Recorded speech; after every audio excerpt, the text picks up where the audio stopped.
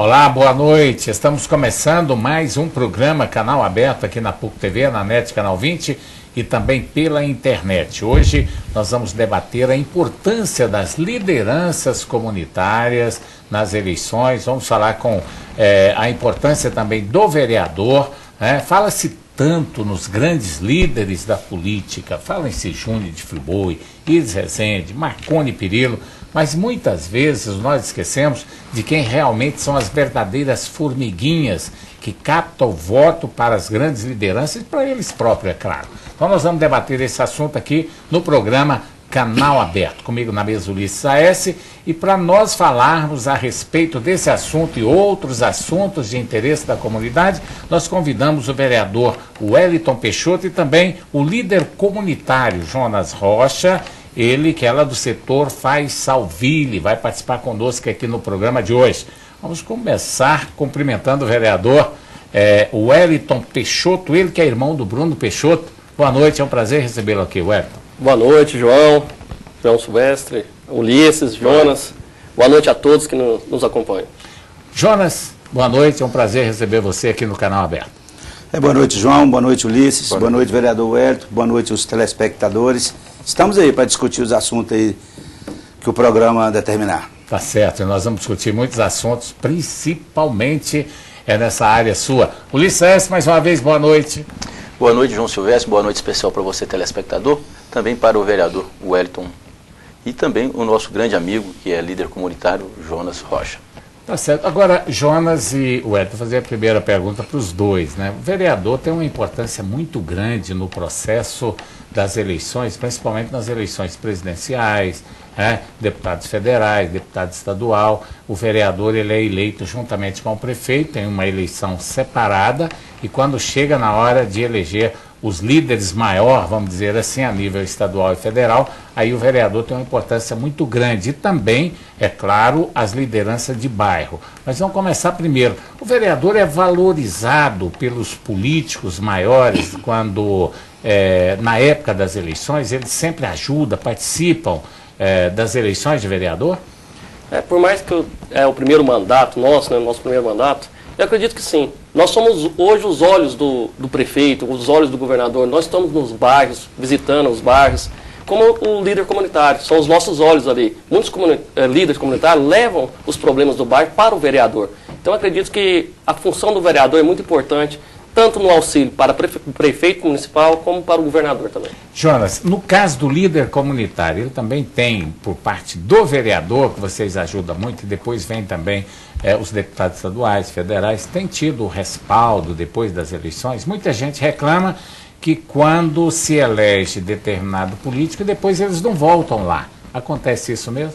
Acontece sim, é verdade. Os políticos que conseguem se eleger, eles deixam a gente, né, a ver navios nos bairros que a gente representa, né? Veja só, eu lá no Faz Salville, por exemplo, eu tenho uma ligação com o vereador Elias Vaz. Mas a gente tem um relacionamento assim meio distante, porque ele tem a sua ocupação e eu fico lá no bairro, né, correndo atrás dos benefícios para a minha comunidade. Tem uma luta consistente, uma luta onde eu consigo mesmo alguns benefícios através da minha boa vontade, através da minha persistência, porque a gente tem ofícios, né? A gente trabalha com ofícios, jornais, onde a imprensa, vocês da imprensa, nos dão uma oportunidade especial. Porque, na verdade, o gabinete, ele nos ajuda lá com ofício, e é muito pouco. Mas é justamente isso, nesse aspecto aí, Jonas.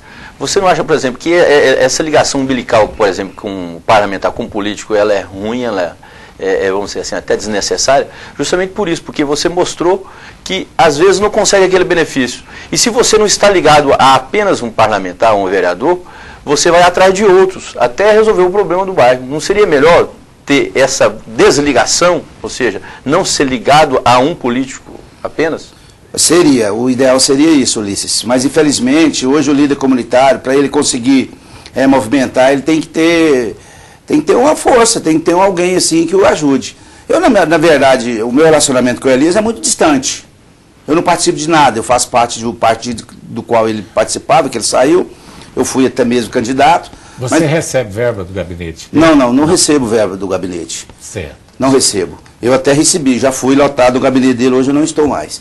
Então, a dificuldade é muito grande. Mas o líder hoje, comunitário, precisa, Ulisses, sim, de um apoio. Não seria exatamente ser ligado a um político, e sim à prefeitura ou ao Estado, para a gente movimentar, porque a cobrança lá no bairro é muito grande.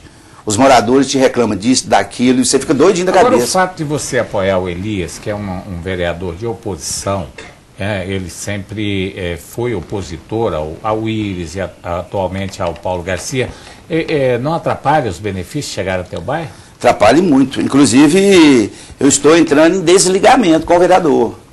Porque eu sou uma pessoa assim, independente, eu corro atrás dos meus compromissos lá com a comunidade, praticamente sozinho. Eu não tenho ajuda financeira deles, né, dele nem de um outro político. Então, eu estou correndo sozinho e eu vou seguir essa carreira sozinho, porque, na verdade, o vereador, ele não tem me dado o suporte que eu preciso, que a comunidade me requisita. Mas, Jonas, agora vamos voltar aqui àquela pergunta que o Ulisses fez. Não seria a associação, as lideranças, não vou falar só da sua, não, de um modo geral, a associação de bairro, ela é autossuficiente? Dá para manter uma diretoria, assim, para poder fazer um trabalho mais independente?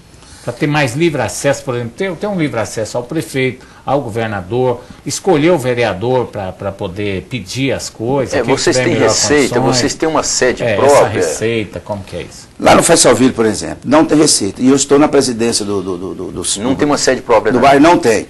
Inclusive interino, eu sou presidente da Associação de Moradores interino, porque a presidenta, há mais de 20 anos que foi fundada essa associação, ela nunca convocou uma eleição, não entregou para ninguém e abandonou, deixou morrer a associação. Então hoje ela praticamente não existe e não temos sede própria.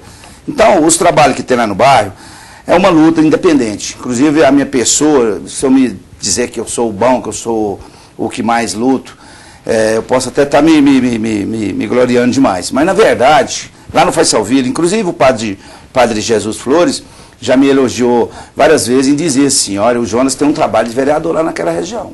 Porque a gente conhece a luta dele, vê a luta dele. Você, Ulisses, conhece. O Diário da Manhã nos deu um espaço ali no Força Livre muito grande e a gente estava em cima ali o tempo todo, porque se não é assim a gente não consegue. Está marcando Cerrado lá no Facebook? Ou seja, no Facebook, Ferrado o tempo todo. Bem feito. Olha, eu tenho um trabalho como líder comunitário lá fora de série. Só para complementar aqui, só cortando assim, dentro da sua pergunta também.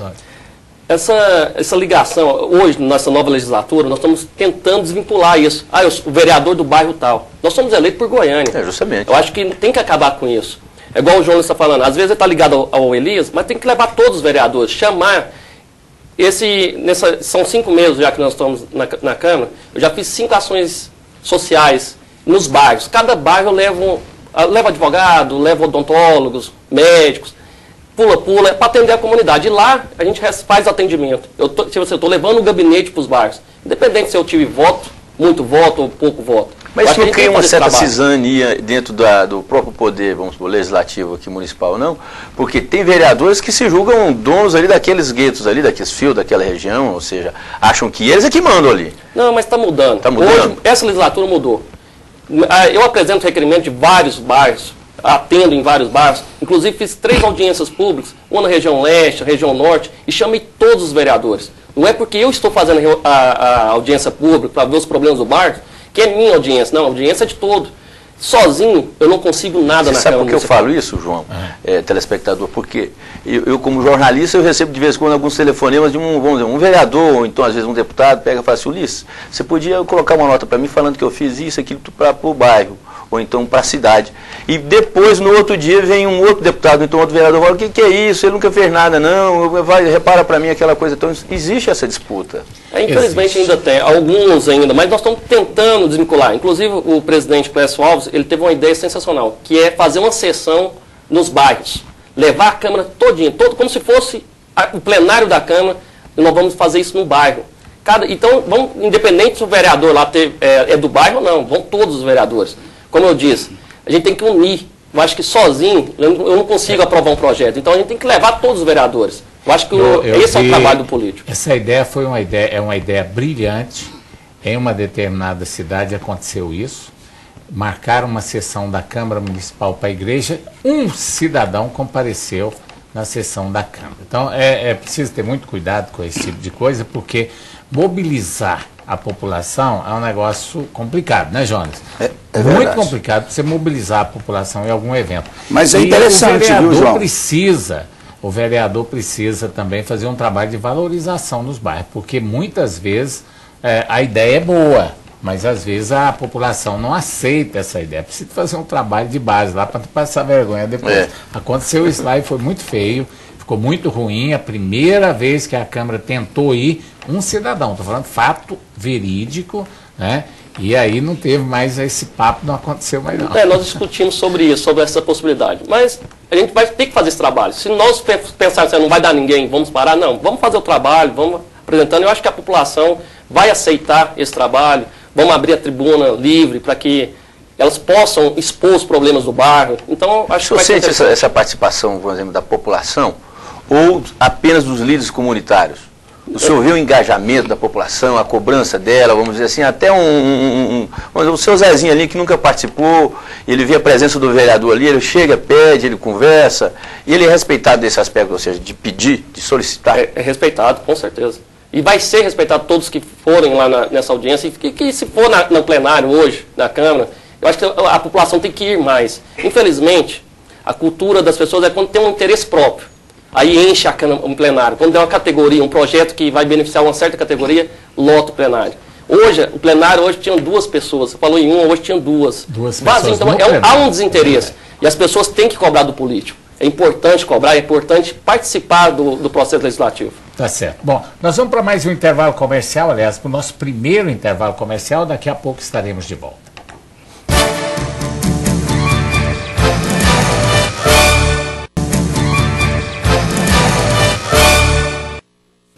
Estamos de volta com o programa Canal Aberto. Hoje nós estamos debatendo um dos pontos mais importantes da política, que é exatamente a Câmara Municipal, os vereadores e as lideranças de bairros. Comenta-se tanto, né, nesse trabalho do vereador, da falta de prestígio do vereador. A Câmara, como o Hélito falou ainda há pouco aqui no programa Canal Aberto, que a população não comparece às vezes quando o assunto é de interesse da comunidade. Agora, por que acontece isso, na sua opinião, Wellington? Você que está no primeiro mandato, mas você é político experimentado. Eu sei que você acompanha, é filho do Sebastião Peixoto, que é meu amigo, desde criança, milita no poder público, foi dirigente do Atlético Sebastião Peixoto, e o Wellington é uma das pessoas que mais entende de política, sem sombra de dúvida, apesar de estar no primeiro mandato na Câmara Municipal. O que o senhor atribui isso, né, essa falta de interesse da população pelo vereador? Acho que o descrédito no longo dos anos, o desgaste político, corrupção, a falta de interesse de determinados políticos que estão no poder ao longo dos anos, eu acho que isso vai desmotivando a população da política, infelizmente. Mas eu acho que com um bom trabalho, essa Câmara Legislativa hoje, por exemplo, não teve um dia que não teve sessão, por falta de quórum. Todo está comparecendo, então está presente. Os vereadores que ali estão dispostos a trabalhar e apresentar projetos de relevância. Porque não adianta nada apresentar projeto só para apresentar requerimentos. Eu vou dar uma espetada no seu agora aqui. O plano diretor, ou seja, praticamente a população contra, entidades, né, associações, estudantes, professores, vereadores, inclusive internos lá da própria Câmara Municipal. Aí se mudou o plano diretor de Goiânia, inclusive sob a acusação de beneficiar grupos econômicos. O senhor não acha, por exemplo, que a Câmara, às vezes, os vereadores vão assim na contramão da própria história? Ou seja, a comunidade pede uma coisa e recebe o contrário em troca? O que aconteceu no plano diretor? Houve uma manifestação de um vereador da região norte e o que ficou focado só região norte. Fizemos audiência pública na região leste e as pessoas queriam o desenvolvimento lá, queriam que o plano diretor fosse aprovado. Claro que em algumas regiões, como a norte, as pessoas não queriam. Lá, inclusive na região norte, é onde eu tenho um escritório político, estou trabalhando junto lá com a comunidade, lá no São Judas Tadeu. Então, a maioria das pessoas ali que estavam ali, que trabalham, por exemplo, na próxima ali da região, queriam um desenvolvimento lá. Claro que a faculdade, alguns moradores que estão com medo da degradação ambiental. Eu acredito que, independente do plano diretor ser aprovado, nós temos uma legislação ambiental que tem que ser respeitada. Então, não é que vai montar lojas, montar empresas... Mas eu vou mostrar para o senhor, concordo com o senhor na tese, na teoria. Na prática é diferente. A própria AMA está sob suspeição. Existe uma SEI para, inclusive, investigar a AMA, que é responsável pela aplicação da legislação, ou seja, em Goiânia, essa legislação ambiental. Então, se não acha, por exemplo, que é isso que causa o descrédito em relação ao poder legislativo, que devia fazer leis para serem cumpridas com determinado rigor e fazem, às vezes, corpo mole ou sei lá. Né? Mas, e o plano diretor também, Ulício, a partir do momento que ele foi aprovado, ele abre as portas para que seja construído. Quer dizer, tem que respeitar a lei ambiental. A lei ambiental, ela já existe. A AMA está aí para fiscalizar. Né? Nós temos uma legislação muito boa, só que não é cumprida. Né? Porque a legislação não é ruim. Eu não vejo nenhuma lei ruim. Ela é mal aplicada, na maioria das coisas. O caso do plano diretor, por exemplo, caiu minha caneta, mas isso é acidente de trabalho. Aí o que ocorre? Você vai... questionada, vai ser questionada, está sendo questionada a aprovação do plano diretor pelo Ministério Público. O que ocorreu? Ocorreu que eles estão alegando que foi feita uma maquiagem, inclusive, né, para poder aprovar o plano diretor. A partir do momento que o Paulo Garcia e os vereadores aprovaram que diante das grandes vias pode ser construído prédios e mais obras de maior potencialidade, maior tamanho, né, vamos dizer assim, eu não sei se é bem esse o termo, abre-se as portas. Se foi aprovado o plano diretor, foi autorizado praticamente a fazer tudo o que está dentro do plano diretor. Né? E há essa contestação. Você não concorda que o plano diretor ele tem algumas coisas que não deveria ser aprovada? Sim, não, nesse sentido, sim. No sentido geral, tem alguma coisa claro aí que que não dá muito prejudicial. falar que é 100%, mas eu acredito que vai ser bom para a nossa cidade. Eu acho que vai desenvolver. Uma das minhas bandeiras na época da eleição foi a geração de empregos. Certo. Então, eu acredito que o plano diretor vai contemplar, por exemplo, na região norte, a empresa que foi a grande discussão, vai praticamente dobrar o número de funcionários. Eu acho que, eu conversando com alguns líderes lá, alguns líderes do bairro, do Itatiaia, do São Judas, do Pompeia, eles falaram sobre quando a empresa foi para lá. Aí que chegou, parece que quando as empresas foram para o bairro, o progresso chegou.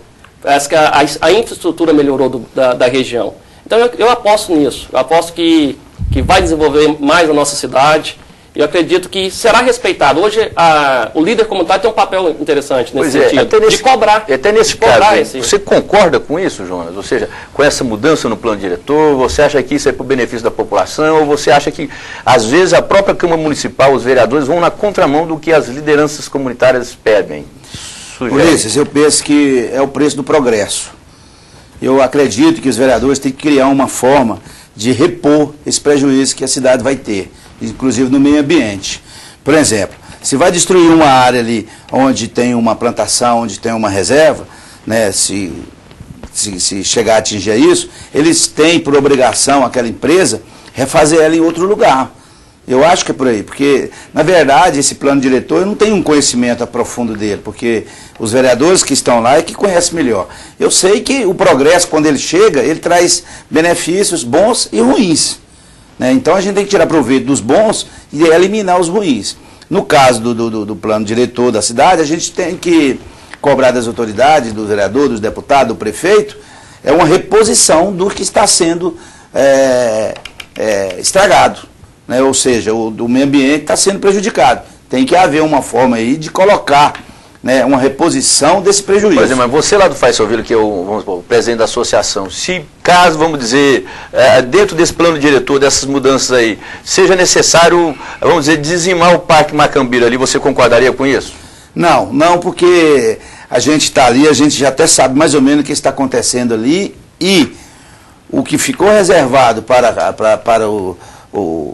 a especulação, a imobiliária, está praticamente ali decidido. Então, aquela reserva nossa ali do Macambira está protegida, inclusive ela entrou ela tem garantias, né, de que ali nada vai lhe acontecer. Então, a gente tem essa tranquilidade. Então, quer dizer, o Parque Macambira é um projeto que teve um problema aí, né, teve que parar essas obras, que eu até critiquei demais o prefeito Mas quando eu fui descobrir, na verdade, não foi nem bem o prefeito, foi a Enza que retirou o seu time de campo. Por que ela retirou? Retirou porque ela pegou com preço baixo e depois ela quis fazer uma renegociação pedindo aditivo. Mas esse, aí que vem o grande problema das empreiteiras, né? Elas fazem uma proposta, ganham, depois vem o tal de aditivo que arrebenta com os cofres públicos. Não, né? se fosse só com os cofres públicos, ainda ia, né? Arrebenta com a população ali daquela região todinha, que a nossa esperança, a nossa alegria, a nossa felicidade daquele parque ali estava tamanha, tão grande, que de repente nós estávamos ali sonhando ali, com aquela pista de Cooper, com aquele parque, aquela natureza das mais lindas, aí vai, puf! Para tudo. Para tudo. Então, quer dizer, mais um golpe ali naquela comunidade. Sobre o plano diretor, assim, em questão da Universidade Federal, que foi também uma grande opositora ao plano diretor. Eles também construíram um auditório, inclusive foi a nossa diplomação nesse auditório, para, se não me engano, para 10 mil pessoas. E desmatou ali também. Então, assim, eles estão cobrando algo, mas também tem que ter mais coerência também. Então, eu acho que, e é importante, não estou falando que não é importante a Universidade Federal na região, ali o auditório, é muito importante. Mas é igual o Jones falou, o progresso chega, mas infelizmente tem os ônus. Mas dá para conciliar as duas coisas. Se nós tivermos um prefeito focado realmente em fazer um projeto a longo prazo, uma Câmara de Vereador, Wellington, que realmente aprove os projetos com uma visão progressista, futurista, dá para conciliar o desenvolvimento da cidade, o crescimento da cidade e também a sustentabilidade. Fala tanto na cidade sustentável, eu não sei, né, até que ponto esse projeto está sendo aplicado na íntegra. Porque, na verdade, todos os lugares que têm cidade sustentável têm realmente o progresso, tem que caminhar junto com a preservação do meio ambiente. Nós temos aqui um caso, pouca gente fala, a construção de um grande shopping em cima de um córrego, que é lá próximo. E na mesma região que nós estamos falando. Ninguém fiscalizou isso. Como que foi aprovado aquele shopping, até hoje ninguém sabe. Não só o shopping, mas também e outras obras um empreendimento que estava fazendo ao lado do Bombeiro, ali, indo para o Goiânia 2. Então, lá também parece que tinha uma nascente lá. Então, a Câmara Municipal conseguiu barrar essa construção. Você diz um prédio que não? Da Brookfield, lado direito, encostado no Corpo do Bombeiro. Atravessa a ponte do lado direito. Lá eles pararam a obra. Esse shopping eu também fiquei sabendo, quando já entrei, já estava até construindo esse shopping. Então está sendo muito criticado, até mesmo por nós, da situação do Paulo Garcia, que estão da base do prefeito. Isso aí foi aprovado na gestão do Iris Rezende Machado, esse shopping. E a SEI está investigando toda a documentação desse shopping para ver o que aconteceu. Só que agora é tarde, né? Sabe o que vai acontecer, né? Nada. Porque se tiver uma multinha lá, alguma coisa, ou uma compensação. Agora, eu acho, Jonas, nós devemos fazer projetos.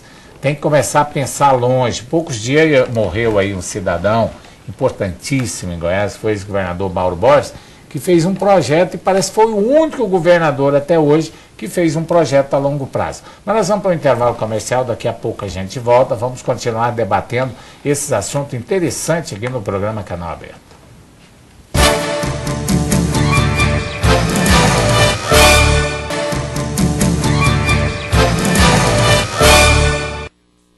Estamos apresentando o programa Canal Aberto, estamos conversando sobre os assuntos ligados aqui ao município de Goiânia.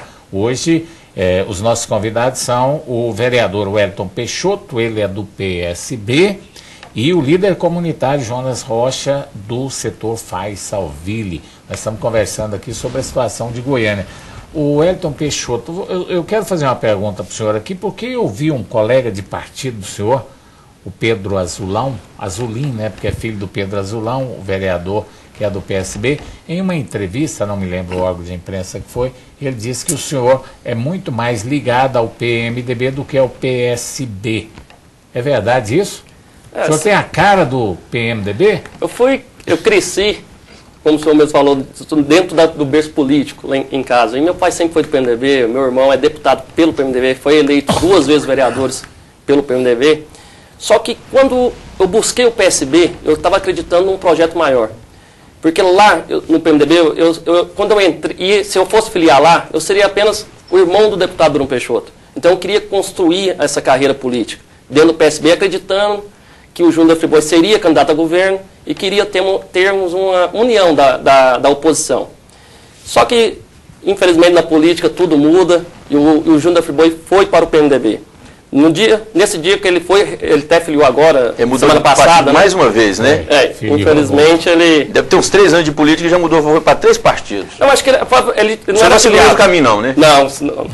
Se eles houve uma entrevista aí, disseram que se nós não seguirmos a cartilha do PSB, seremos expulsos, né? E aí você... Eu não quero sair, eu quero manter... Tomara que te expulsa, no caso. É porque... Como eu tinha dito, eu acreditei num projeto do Júnior. Quando ele saiu para o PMDB, eu tive uma conversa com o Vanderlan, e o Vanderlan aposta ainda numa união da oposição.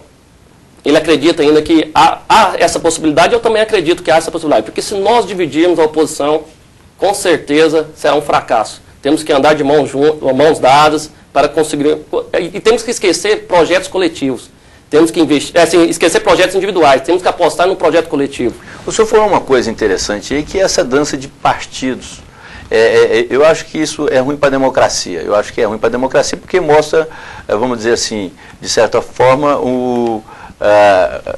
esse tumulto que existe, né? O cara, ele não tem a maturidade, ele vai para um partido, porque ele acha que o partido vai dominar o partido, depois não consegue dominar o partido, aí ele vai ficar mudando. Ele acha que ele não tem comando. No caso aconteceu, por exemplo, aí, pegou o PSB. Quem que mandava no PSB era o Júnior do Friboi, empresário, todo mundo corre atrás também, até porque tem muito dinheiro, né? Não sei se isso é o certo na política, eu acho que é o correto, por isso que deveria ter financiamento público de campanha, justamente para acabar com isso. Bom, ele deixou o partido. Foi para o partido Vanderlan Cardoso, que, por exemplo, não sei nem se o senhor tem uma ligação política com ele, como é que é o senhor... Se o senhor tinha uma ligação com o Júnior do Friboi, como o senhor tem uma com o Vanderlan hoje. O Barbosa Neto, que é do PSB, pelo que me parece, ele já está assim, meio desconfortável dentro do partido do PSB, ele já pretende deixar o partido. É o que eu ouvi, assim, não dele, mas dessas especulações. Isso acontece mesmo? Acontece, infelizmente. O senhor está sentindo esse sentimento? Sim, porque o Júnior é uma pessoa assim, quando ele entrou, ele construiu o PSB estava enfraquecido em Goiânia, em Goiás, ele conseguiu ter essa força política. Quando ele saiu, muitas pessoas sentiram essa saída dele, do Júnior. O Barbosa Neto, ele é presidente metropolitano, eu sou o vice do Barbosa Neto. Nós não ficamos em um momento sabendo disso, sobre essa saída, essa vinda do Vanderlan. Então foram pegos de surpresa, todos nós do PSB. Eu fiquei sentido, o vereador Azulim também, o próprio Barbosa como presidente, nós que somos da executiva, teríamos que pelo menos ter ouvidos nós, né? A gente tem uma participação. Lógico. O Júnior, como eu estava dando, é uma pessoa de palavra. Ele já tinha feito um compromisso de apoiar Paulo Garcia aqui, apoiar a reeleição da Dilma, e o Eduardo Campos estava se apresentando como pré-candidato a presidente da República. Então ele ficou preocupado com isso. Então, e as pessoas começaram a falar sobre a saída do Júnior e tal. Ele mesmo não tinha conversado nada com o Eduardo Campos. Ele iria conversar, ia ver o que o Eduardo Campos tinha para falar. Só que o Eduardo Campos agiu prematuro também. Eu achei que foi de forma prematura, porque já deu o partido para o Vanderlan e já declarou que o Vanderlan assumiria o PSB em Goiás. Bom, o detalhe é o seguinte, Ulisses, essa história aí de tomar partido, isso faz parte do contexto no Estado de Goiás, todo mundo sabe. Partido do interior aí são trocados na última hora. O cidadão vem de lá com 5 xerox de identidade no último dia de filiação e já traz lá, já leva com ele a comissão provisória, os outros ficam lá, às vezes, a ver navios, você dorme, presidente, acorda sem nada. Isso acontece normalmente. Agora, o caso do Vanderlan ficou complicado, não ficou tão simples assim de unir a oposição no Estado de Goiás, não. Primeiro porque o Vanderlan, quando pegou o PSB, ele fez um compromisso de fazer o palanque aqui com o governador Eduardo Campos. Por isso que ele pegou o partido. Ele não pegou o partido de graça. Pegou para ser candidato o Júnior do Friboi também não foi PMDB para ser mais um. Ele foi para lá para ser candidato a governador. Isso é público, é notório. Apesar do Iris e a dona Iris não estar concordando, também foi colocado de cima para baixo. Né? Foi o Michel Temer. Tanto é que tinha mais lideranças nacionais no palanque dele do que no Estado. Mais importantes estavam lá. Então o que ocorre? O Vanderlan falar hoje que vamos unir a oposição. Vamos, como é que une? Ele vai deixar o Eduardo Campos na chapada? Vai para poder apoiar o João do Friboi? João do Friboi vai deixar o Michel Temer e outros aí na Baixada, na Chapada, vai apoiar, e Iris Rezende, Paulo Garcia, para apoiar Vanderlan? Aí que está a questão, né, Ulisses? E outra coisa, João, isso que você colocou reforça, vamos dizer assim, eu vou colocar uma palavra na boca do senhor, porque eu estou sentindo ela, mas assim, uma certa indignação em relação, por exemplo, essa falta de discussão, de consulta, ou seja, esse empurra de goela abaixo, como fizeram com o Vanderlan em relação ao PSB. Mas não precisa ficar assim também triste, não, vereador. Até porque no PMDB parece que está acontecendo a mesma coisa. Essa candidatura, possível candidatura, provável candidatura do João do Friboi, é semelhante. Ou seja, o Iris não está engolindo isso, a dona Iris não está engolindo, ou seja, o Maguito, pelo que parece, não está engolindo. Essas lideranças assim mais ligadas ao Iris, essas lideranças históricas do partido, parece que foram assim, acordaram de um grande pesadelo, porque da noite para o dia o partido mudou completamente. Ou seja, o Iris era o candidato em potencial, hoje não, parece que é o João do Friboi. Não, eu não vejo assim não, eu acho que o João tem que construir essa candidatura ainda. Eu acho que ele Você acha vai que se ele não conquistar conseguir deslanchar nas pesquisas, ainda pode reverter esse quadro? O Iris pode ser o candidato? Eu tenho certeza disso. O Júnior não tem essa vaidade pessoal, não. Ele quer contribuir.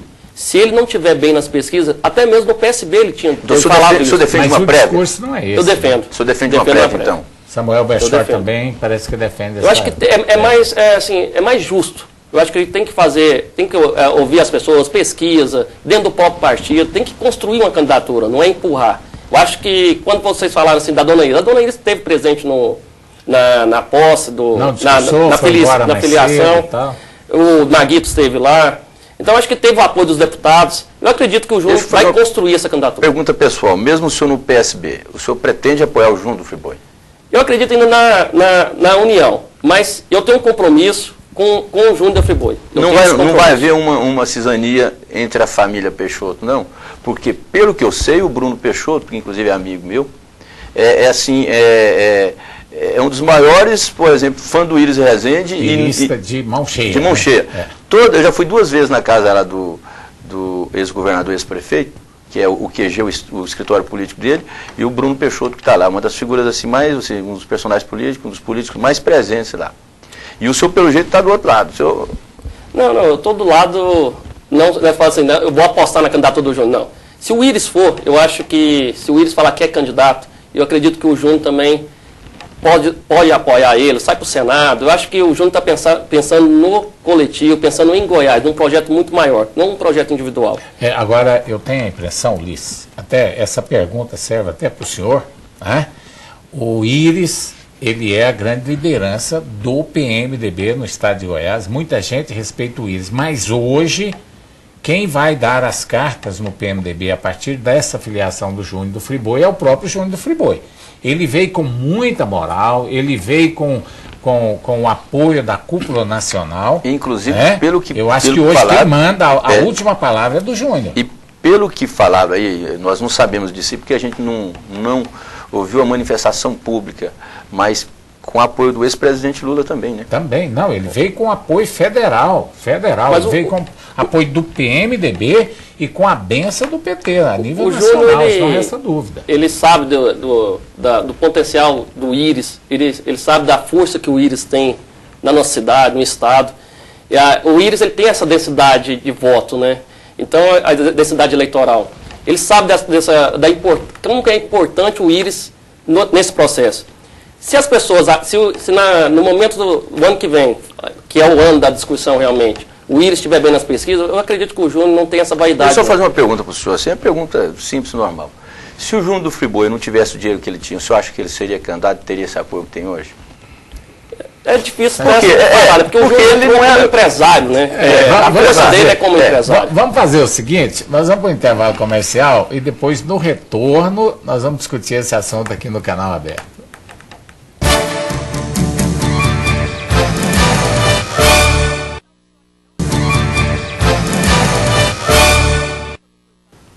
Estamos de volta com o programa Canal Aberto, na PUC TV, na NET Canal 20 e também pela internet. Estamos conversando com o vereador Wellington Peixoto, com o Jonas Rocha, que é líder comunitário, e o Ulisses Saes. Nós estávamos aqui num papo animado, né? Quem seria quem será quem nessas eleições. Nós já temos colocado alguns nomes importantes aí para governador do estado de Goiás. Ronaldo Caiado quer ser candidato a governador, claro, vai depender agora dessa aliança entre ele e o Vanderlan, e ver quem é que vai abrir mão de ser candidato a governador para o outro ser candidato a senador. Parece que o quadro do Vanderlan Cardoso fica definido. Eu falei ainda há pouco, e eu quero ouvir o Ulisses Saes, quero ouvir todos vocês a respeito disso. É o seguinte, na minha opinião, o Vanderlan Cardoso não tem outro caminho. Ele traçou o caminho dele. Quando ele foi para o PSB, ele se comprometeu automaticamente. Eu não sei se teve essa conversa, mas ao filiar no PSB, sabendo que o governador de Pernambuco, Eduardo Campos, é candidato à presidência da República, e ele foi para lá é porque ele já topou fazer o palanque do candidato. Mas ele disse, inclusive, até em entrevista no Diário também, que ele é candidato. O Vanderlan disse que é candidato. Ele assume, não adianta. O Ronaldo Caiado deve ser senador, né? Ele está impondo a candidatura dele, né? Ele quer ser governador a qualquer preço. Não, desde quando ele começou a sair, venceu lá o mandato dele de senador Canedo, ele se declarou e foi candidato. Uma coisa interessante nisso daí, até eu ouvi assim, questionamentos assim, em relação a isso, que o Júnior do Friboi deveria estar, assim, vamos dizer assim, descontente, porque o próprio Vanderlan vai ser candidato ao governo de Goiás. Ele vai ser candidato pelo PSB. Se o Júnior do Friboi estivesse no PSB, provavelmente ele teria o apoio do Eduardo Campos e seria candidato. Como o próprio vereador Wellington Peixoto colocou aqui, e eu ouço demais assim, não é certo que o Júnior Friboi seja candidato do PMDB. Ele está disputando com um provável candidato também pré-candidato, que é o Íris Rezende. Se houver essa prévia e se houver uma prévia respeitada, e se for bem feita, e se o Íris ganhar, vamos dizer assim, não tem nem como o Júnior cobrar coerentemente que ele seja o candidato. Teria que ser o Íris Rezende. Então, o que está ocorrendo é isso aí.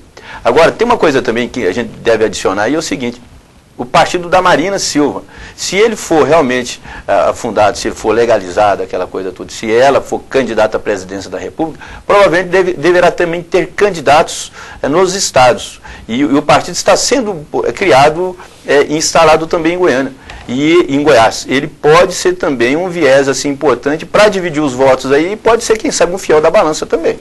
Eu acredito que nós vamos ter de 6 a 7 candidatos ao governo do estado. Nós estamos falando dos principais, né? E aí, Wellington, você é do PSB, partido do Vanderlan Cardoso. Como é que fica? Você subiria no palanque dele se você continuar, se não for expulso lá do PSB? Eu ainda estou acreditando, apostando na união. Mas se, no último caso, acontecer, é difícil. Eu tenho um compromisso, como eu já tinha dito, com o Júnior Friboi. No caso, ele está no PMDB. Se o Íris, hoje, sem dúvida, é uma das maiores lideranças do nosso estado, sem dúvida alguma. Se for o Íris, eu acho que o Júnior vai aceitar isso, e nós temos que trabalhar para devolver o estado aos goianos. Eu acho que nós temos que ter a consciência de que temos que fazer um trabalho para o nosso estado, para a nossa cidade. Devolver o estado para os goianos. Ficou meio dúvida. Jonas, como é que vocês, nos bairros, como liderança do bairro lá, você também conhece outros líderes comunitários, está vendo a vinda de um mega empresário para tentar ser o governador do estado de Goiás? João, para mim é mais um. Agora, eu assisti uma entrevista do Júnior Friboi, em um canal de televisão, onde ele cita muita família. Ele se diz família. E eu acho isso importante, eu acho isso muito bacana, porque quando a pessoa é dedicada à família, quando tem uma preocupação no coletivo ali familiar, e se ele colocar isso em prática, né, para todas as pessoas aqui do estado de Goiás, eu acredito que é válido. Agora, é mais um. Mais um né? Nome que vai disputar. Inclusive, ele tem a estrutura para isso, agora, sem desmerecer o prestígio e o poderio político, né, que tem aí há mais de 50 anos, o doutor Íris Rezende Machado. Nós falamos de Íris Rezende, falamos de Júnior Friboi, falamos de Vanderlan Cardoso, mas e o Marconi Perillo? O governador Marconi Perillo vem fazendo um trabalho muito consistente, aí todo mundo está vendo, né, o trabalho dele. É um homem que trabalha muito, tem uma atividade praticamente diuturnamente no governo, tem feito um trabalho político, e o grupo ligado ao governador Marconi Perillo acredita que ele vai chegar o ano que vem numa posição, vamos dizer assim, de o nível altíssimo de popularidade, realizando essas obras que ele já anunciou e que estão em andamento. Você acha que o governador é um candidato forte, um pré-candidato forte à reeleição? E muito forte. Nós não temos que respeitar o governador que já, um político que ganhou 2 vezes as eleições, elegeu o Alcides, como nós estávamos em off falando, ele estava com 2%, e ele entrou na campanha, reverteu o processo eleitoral. Está indo aí há mais de 13 anos, vai para 16 anos o governo Marconi Perillo, então tem que ser respeitado.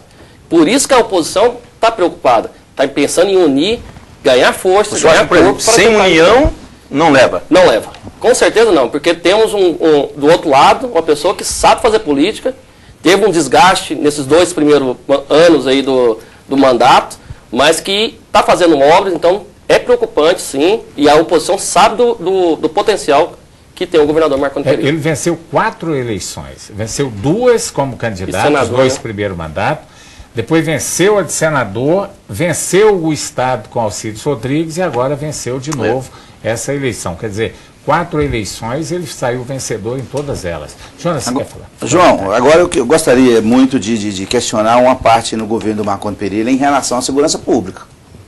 Realmente, nosso estado está abandonado. Eu ali na minha região sudoeste, onde a gente sempre faz reuniões ali com o comandante do 7º Batalhão, que é o Major Carlos. Inclusive, a última reunião teve a presença do secretário de Segurança Pública, o doutor Joaquim Mesquita, e também o comandante da Polícia Militar, o comandante Silvio Benedito. E foi apresentado para nós lá um relatório, né, que o comandante Carlos fez, e eu fiquei abismado com o que eu vi. Porque a gente que convive ali na comunidade, ali, a gente sabe ali o tanto que aqueles comerciantes sofrem com assaltos, os moradores. Lá na minha região, por ser divisa ali com a Rio Verde, Aparecida, pesa um pouquinho isso aí também, porque diz que vem os malas lá de Aparecida para atacar aqui, corre, volta para trás, e a polícia não pode seguir eles, né, e do outro lado buscar eles, que já faz parte de outro município. Então, o que foi apresentado lá pelo Major Carlos foi muito triste. Olha só, em janeiro de 2011, nós tínhamos 149 PMs, lá no 7º Batalhão. Em janeiro de 2012, nós já caiu para 131. Em janeiro de 2013, nós foi para 103 militares ali no 7º Batalhão. Então, quer dizer, é muito pouco. Viaturas. Em 2011, nós tínhamos 24. Em janeiro de 2012, nós tínhamos 24, continuamos com as 24. Mas em janeiro de 2013, nós caímos para 18 viaturas. E o 7º Batalhão comanda ali, ó, 108 bairros.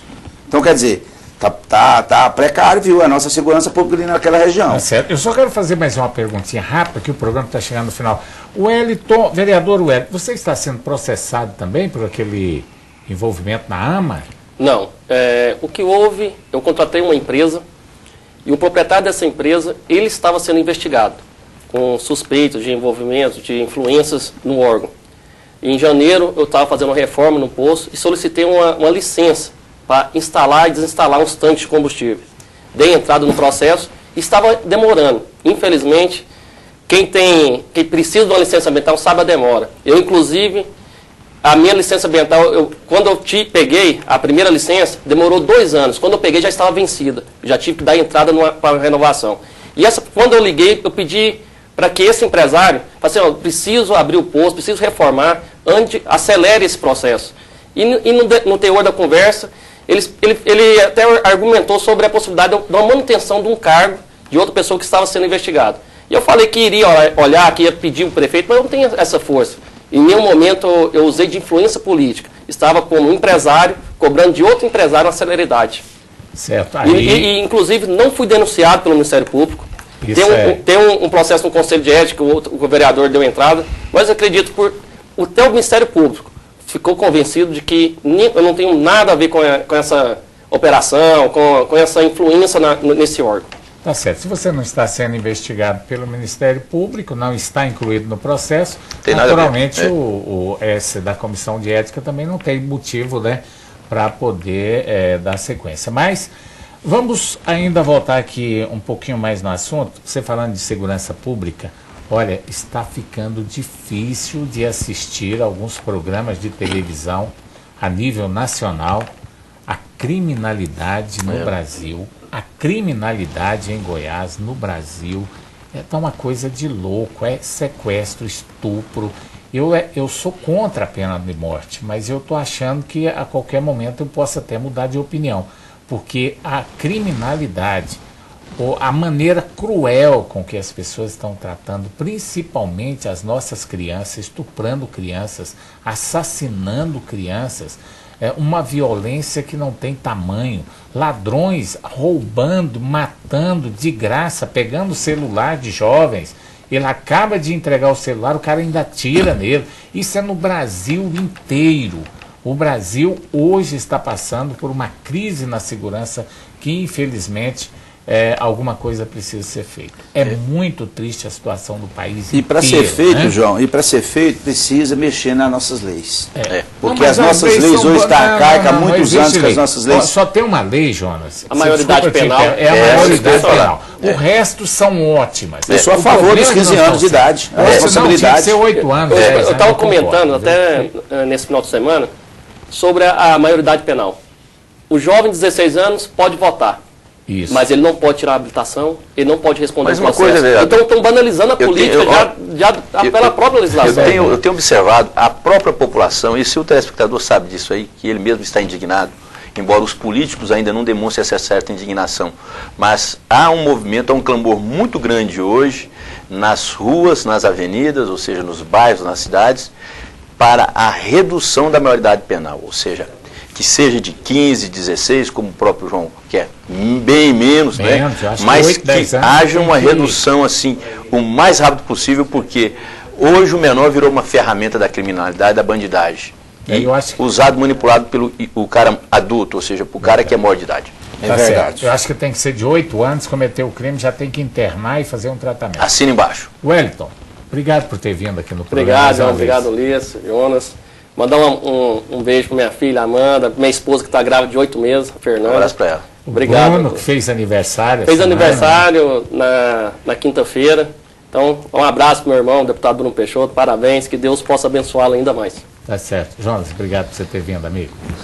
João Silvestre, eu que agradeço ao Ulisses, né, lá do Diário da Manhã, ao vereador Wellington Peixoto. Enfim, agradeço a casa aqui. Muito obrigado pelo espaço e que o programa Canal Aberto, né, dê mais espaço aí a outros líderes comunitários para que a gente alcance o objetivo, ou seja, ajudar as comunidades e pedir, né, eu peço agora nesse momento, a ajuda do vereador, né, para que os líderes comunitários sejam mais valorizados, que tem um valor, porque do jeito que está, sem valor, fica difícil. E a comunidade cobra da gente ali, ó. É triste a gente querer ajudar a comunidade e não ter força para ajudar. Tá certo. Ulisses? Um abraço a todos, né? Ao vereador Wellington Peixoto, ao Jonas Rocha, a você e aos nossos telespectadores. Tá certo. Quero mandar um abraço para o Ulisses de Souza, né? Lá do Vila União, da Vila União. Também ao Bruno Peixoto, nosso amigo. Parabéns aí pelo aniversário aí da semana anterior. E em breve deverá estar aqui no programa também. E a você, telespectador, nosso muito obrigado pela audiência. Até a próxima segunda-feira, às 22h30, com mais um programa Canal Aberto. Até lá, boa noite, obrigado.